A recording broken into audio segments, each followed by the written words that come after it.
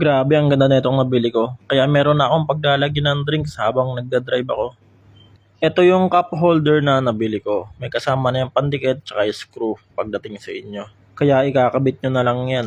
Dito ko sana sa gitna ilalagay kagaya ng ibang nakikita ko. Kaso lagi akong may nilalagay dito sa hook ng motor ko. Dito naman sa baba parang masyado namang mababa. Kaya nakapag-decide ako na dito na lang banda sa taas.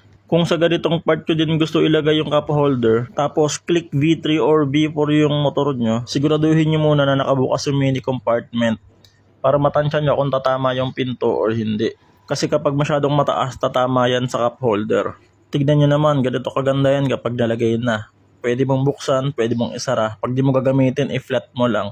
Kaya hindi masyado makakasagabal. Tapos kahit medyo maliit or medyo manipis yung ilalagay mo, okay lang kasi may suporta yan sa ilalim kaya hindi siya lulusot.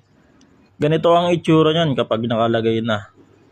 O di ba ang angas? Ang ganda pa rin tignan sa motor pag nakalagay na.